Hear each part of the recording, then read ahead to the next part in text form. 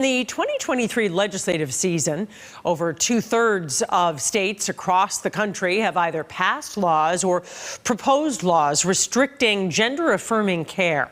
And lawmakers are debating policies that directly affect the lives of trans youth in America.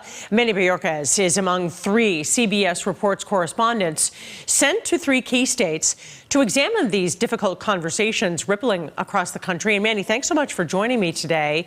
Tell us about taking part in this documentary. What was the journey like, and what stood out to you about these young people and their families?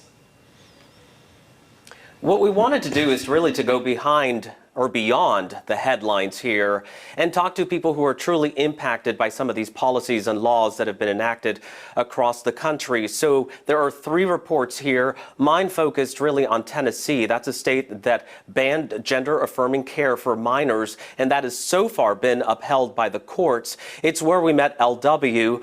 She is a sophomore in high school, a transgender teen, came out to her family when she was 12, and her family told us that after careful consideration, they decided with her doctors to start puberty blockers, and that's where they noticed such a positive change in her. They said she became more open, more outgoing, and they felt it was truly making a difference in the right direction. But then this law passed. So now we explore the questions with them. What do they do? Do they move out of the state to continue to seek this gender-affirming care? And we also ask those who have the power to make decisions and enforce these laws why it's happening now. We asked the Attorney General of Tennessee why, even though most leading medical organizations in the country say that gender-affirming care is effective and safe for those who are diagnosed for it, would the state ban something like this? And he says that in their view, simply the research is not there, that it's moved too quickly, too fast, this field of medicine, which is something doctors really refute. They say that really it goes back several decades and they consider it safe for minors. Right. So you're talking about instances where a physician, the parents, and the child all agree, and the doctor says that this would be a good path for that child. We know a lot of states have passed these laws restricting gender affirmation. And what about, I'm just curious if doctors talk to you about the reports that we've heard about people who say, as you mentioned, during puberty, this is the only time, obviously, that you can use hormone blockers and methods like that for older people who later might say they regretted it and wished their parents hadn't done that. Just curious if the doctors you spoke with covered that at all. You know, how do they view the enormity of this decision?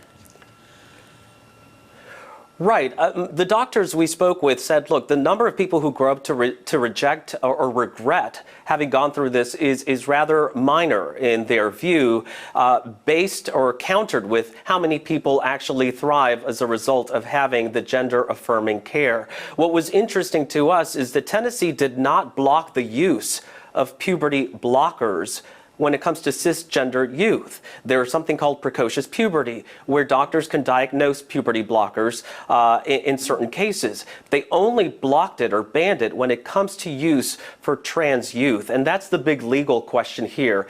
Is that discrimination? That's what the ACLU and some of these families are arguing. And quite frankly, it's a question that likely will go before the Supreme Court. Yeah, so you expect this to go all the way to the Supreme Court, because statistically also, how many Americans do we think that we're talking about here? Does the documentary get into those numbers?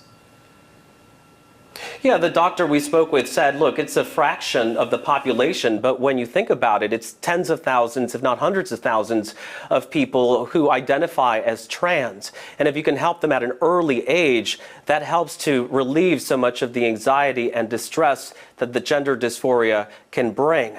But it's not just the gender-affirming care that we're talking about in this documentary, too. My colleague Jamie Yukas traveled to Chino Hills, California, to talk about a school district that enacted what they call a parental notification policy. If a child decides that they'd like to go by a different pronoun or name, the parents would be notified. But some advocates of trans youth say that in households, I should say, that are not supportive, they consider that to be a forced outing, and they are against against that.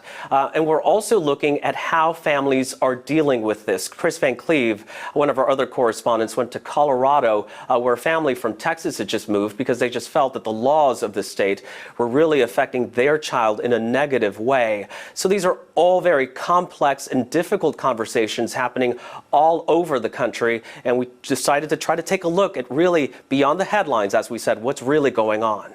What personally would you want viewers to take from this documentary? You know, really, I think people have a point of view when they come into a topic like this. I think listening to the other point of view is really important here. And we've talked to all sides when it comes to this issue. So I hope that people can come with a approach of let's listen to what people have to say and not just read or click on an article, but look at how these laws impact people. And then I think that you would have a much more informed decision, regardless of what it might be, about this situation that so many families are going through. CBS News correspondent Manuel Bojorquez, thank you so much for taking the time to speak with me. I appreciate it.